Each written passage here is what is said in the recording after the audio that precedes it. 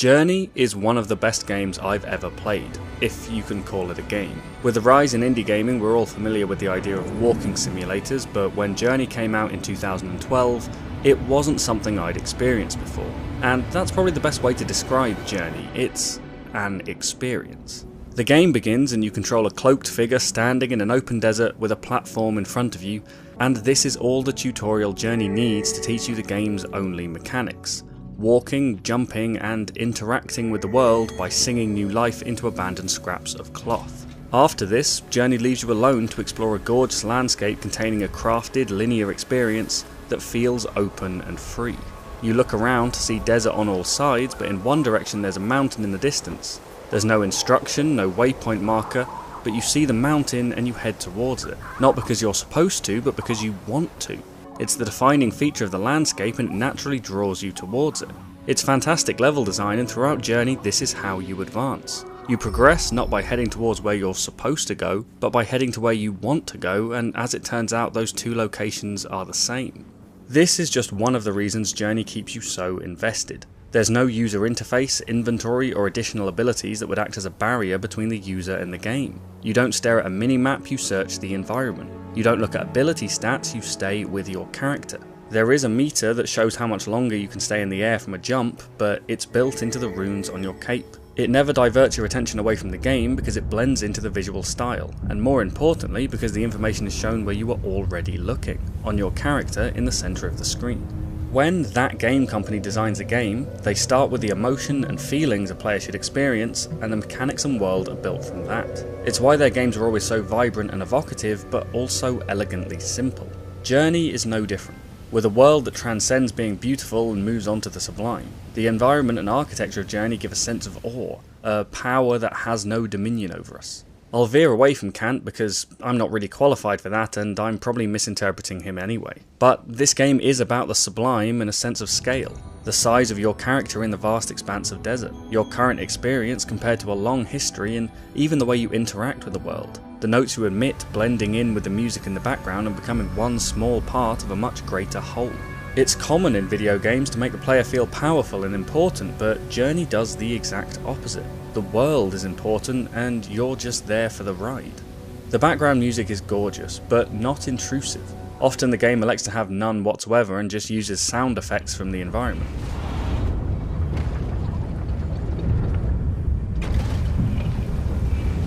The music is also dynamic. Faster paced sequences where you fly through the landscape are matched with upbeat and energetic music.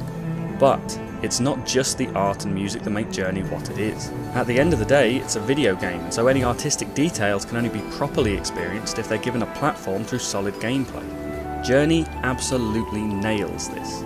I said jumping was one of the three mechanics, but really flying is a more accurate term because traditional jumping is all done for you. A jump ability isn't necessary 99% of the time, and so Journey cuts it out.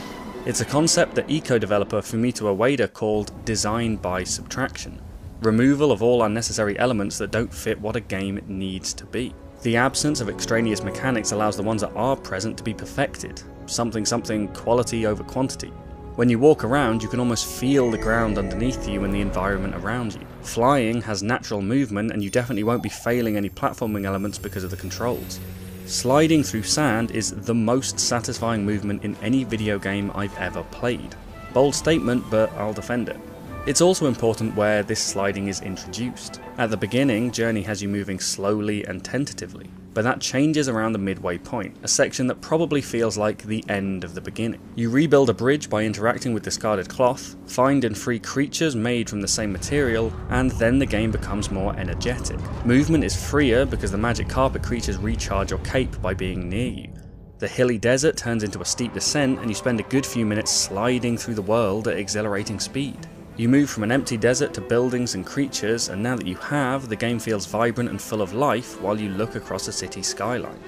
Is this not the story of an emerging civilization?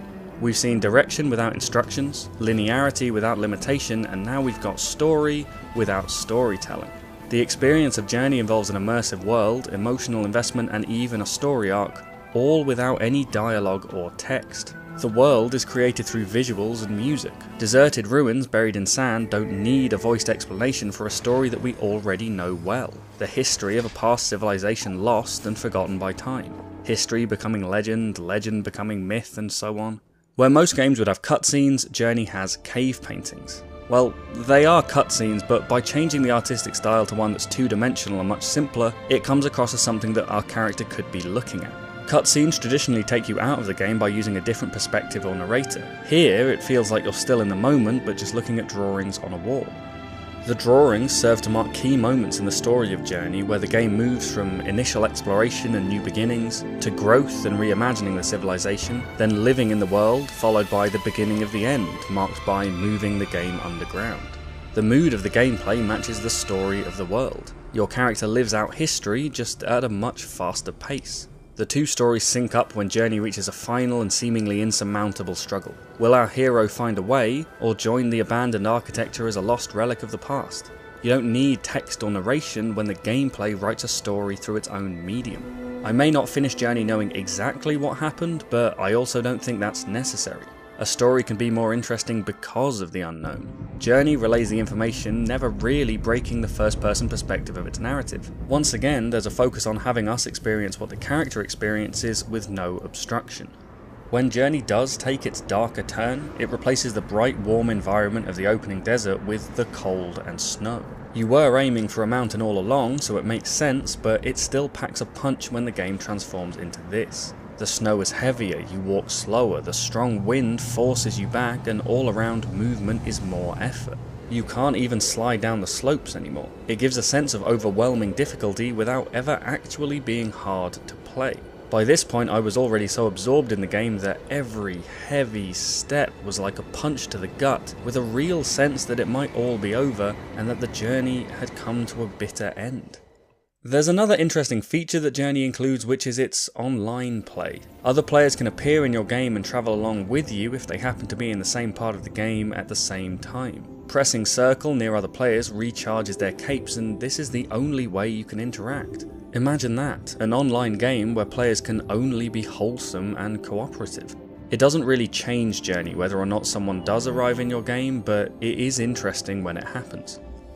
As I'm writing this video, the Epic Game Store still only says that Journey is coming soon, with no official release date announced, but it is going to be in 2019, and I have to praise whoever at Epic had the idea to get Journey on their platform as they try to make themselves the go-to online store for indie developers. If you haven't played Journey, I can't recommend enough that you do.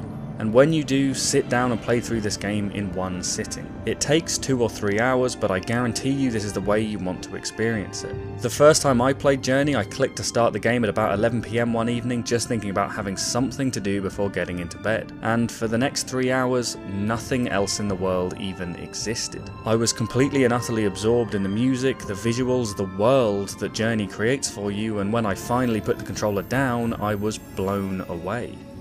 And tired, because it was now 2 o'clock in the morning and I hadn't noticed that happen. For me, the measure of any new art game or walking simulator is how well they compare to Journey, and so far, not one has really come close. The visual and sound design of the game are incredible. I really can't emphasize enough how beautiful Journey is to look at and listen to, but it's the combination of the art with polished gameplay and a story that's told through the medium rather than in spite of it that puts Journey on a pedestal as one of the greatest video games of all time.